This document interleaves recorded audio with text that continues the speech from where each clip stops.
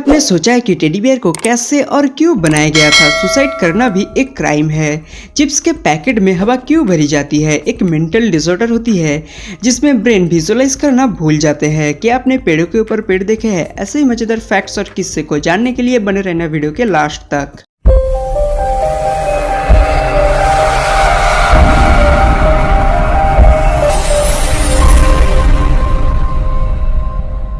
Number 17। आपने कभी न कभी तो टेडी बियर से खेला या देखा तो जरूर होगा, लेकिन क्या आपके मन में कभी यह सवाल आया होगा कि टेडी बियर कैसे और क्यों बनाया गया था? असल में 14 नवंबर साल 1902 में जब अमेरिका के 26वें राष्ट्रपति थियोडोर रूजवेल्ट को मिसिसिपी के गवर्नर एंड्रू एच लॉन्गिनो के द्वारा बियर हंटिंग के लिए स्टेट में इन्वाइट किया गया था, लेकिन हंटिंग के दौरान उन्हें एक भी बियर हंट करने को नहीं मिला। जब हंटिंग से निराश होकर वापस लौटते समय प्रेसिडेंट के लोगों को एक छोटा काला भालू दिखा। उन लोगों ने उस भालू को बंदी बना लिया और प्रेसिडेंट से कहा, अब इस भालू को शूट कर सकते हो। जैसे ही प्रेसिडेंट भालू की तरफ देखे तो उन्हें भालू के ऊपर दया आ गई और उन्होंने उस भालू को शूट करने से मना कर दिया। समय हंटिंग को काफी ब्रेवरी वाला काम माना जाता था, लेकिन दूसरी तरफ जब प्रेसिडेंट ये चीज करने के लिए मना कर दिया तो वहाँ की लोकल न्यूज़पेपर और मैगजीन में काफी बड़े मात्रा पर वायरल हुआ, जहाँ हर तरफ प्रेसिडेंट का मजाक उड़ाया जा रहा था। उन्हीं मैगजीन में से एक मैगजीन में एक पॉलिटिकल कार्टूनिस्ट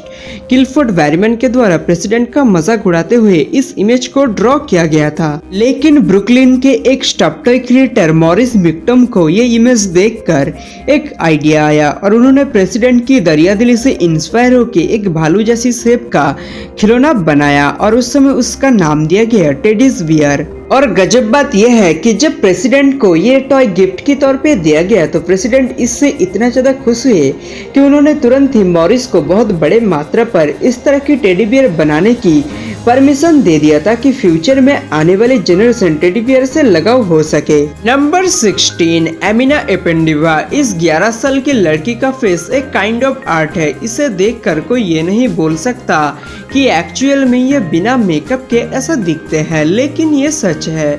और इनका यह कंडीशन 2 रेयर डिजीज के वजह से हुआ है, जिसमें से एक है एल्बिनिज्म, जिसमें मेलानिन पिगमेंट ना होने से इनका स्किन व्हाइटिश दिखता है, और दूसरा है हेटेरोक्रोमिया, जिसमें इनके दोनों आंखों में अलग अलग रंग है।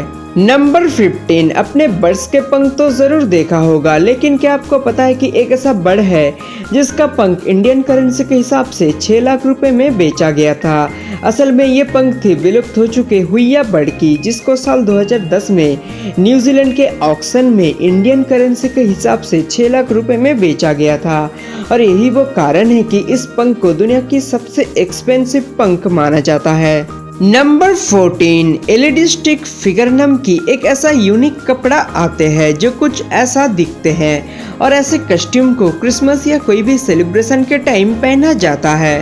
नंबर 13। साल 2015 में इस डॉग को डॉग ऑफ द ईयर घोषित किया गया था न्यूयॉर्क में, क्योंकि इस डॉग की लेग टूटा हुआ था और इसके मालिक को बस एक बार हिट कर दिया था। इसकी मालिक था अंधा और अचानक से एक्सीडेंट भी हो गई थी। एक्सीडेंट होने के बाद वो डॉग वहाँ पे रह के बस को आगे नहीं जाने दे रहा था। जब तक उसके मालिक को मेडिकल अटेंशन नहीं मिला तब तक वो वही रही। इसी इंसिडेंट के चलते ये डॉग ऑफ द ईयर बन गई।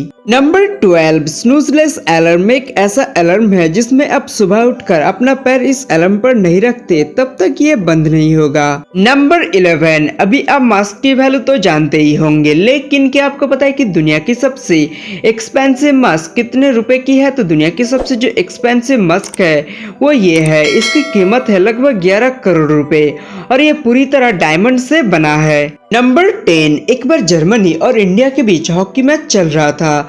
उसमें इंडिया के मेजर ध्यानचंद की मदद से मैच को जीत लिया जाता है, और उसके बाद हिटलर मेजर ध्यानचंद के पास आता है और उन्हें जर्मनी की सिटीजनशिप और मिलिट्री फोर्स में हायर पोस्ट का लालच देते हैं जर्मनी में रहने के लिए। पर मेजर ध्यानचंद अपने देश के लिए इतने बड़े ऑफर को भी ठुकरा देते हैं। नंबर 9, 19th सेंचुरी के ब्रिटेन में सुसाइड करना एक बहुत बड़ा क्राइम माना जाता था। अगर कोई सुसाइड करते हुए पकड़ा जाता था तो उसे सजा के तौर पे और कुछ नहीं बल्कि फांसी दी जाती थी।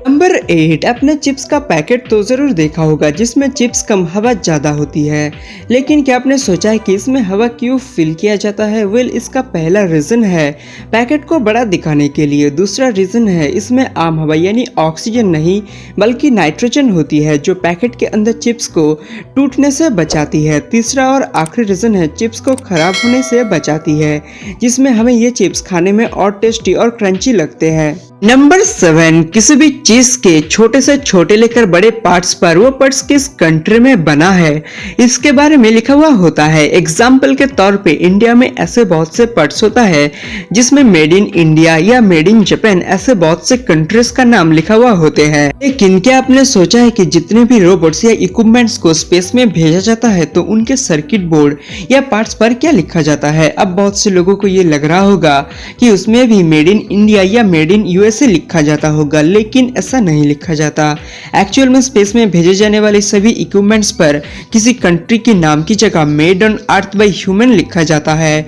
ऐसा साल 2005 से किया जा रहा है। नंबर 6, आप जो ये पियानो देख रहे हो आपको क्या लगता है कि ये एक पियानो है? असल में ये कोई पियानो नहीं बल्कि एक केक है जिसे पियानो के शेप जैसा बनाया गया है। इसे फरवरी 2020 में यूएसए में बनाया गया है और इसे डार्क चॉकलेट और सॉफ्ट क्रीम ब्रेड का इस्तेमाल करते हुए कुछ इस तरीके से बनाया गया है कि देखने में कुछ रियलिस्टिक पियानो जैसा लगता है। नंबर 5, एफेंथेसिया नाम की एक रेयर मेंटल डिसऑर्डर होते हैं जिसमें एक इंसान चाहकर भी किसी फेस, चीज या किसी सिचुएशन को विजुअलाइज नहीं कर सकता, क्योंकि इस डिसऑर्डर में उनकी ब्रेन खुद की इमेजिनेशन को लिमिट करना शुरू कर देता है और आगे चल के उनका ब्रेन विजुअलाइज करना भूल जाता है। लेकिन अजीब बात यह है कि मेडिकल साइंस के पास आज तक इसकी प्रॉपर ट्रीटमेंट अवेलेबल नहीं है।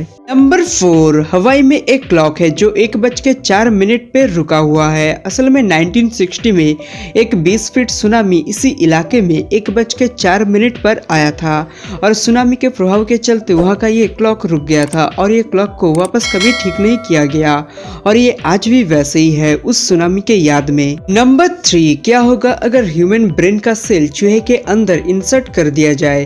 तो एक्चुअल में ऐसा एक्सपेरिमेंट किया गया है। साल 2013 में ह्यूमन ब्रेन का सेल चूहे के अंदर इंसर्ट कर दिया गया। इससे चूहे का मेमोरी पावर एक्चुअल में बढ़ गई और उनकी लर्निंग एबिलिटी मतलब चीजों को याद करने की एबिलिटी और बढ़ गई। नंबर 2, जापान की 15th सेंचुरी का एक टेक्निक है कि आप पेड़ों के ऊपर भी पेड़ उगा सकते हो, क्योंकि तब की फार्मर्स को लकड़ियों की बहुत ज्यादा जरूरत होती थी, इसलिए पेड़ों के ऊपर उन्होंने पेड़ उगाना शुरू कर दिया जिससे कि जमीन को बचाया जा सके और कम जमीन में ज्यादा पेड़ उगाए जा सके और इस टेक्निक को जापानीज में दाइसुगी कहते हैं। नंबर 1, एंगुलर यूनिफ्लोरा नाम की एक फूल है जिसे देखने से ऐसा लगता है कि इसके अंदर बच्चे हैं, लेकिन असल में नहीं बल्कि हमें ऐसा दिखने में लगता है। हमारे चैनल को पहले से ही सब्सक्राइब किया तो थैंक यू वेरी मच और अभी तक नहीं किया तो सब्सक्राइब कर लो और पास वाले बेल आइकन को भी ऑल कर लेना। Thanks for watching.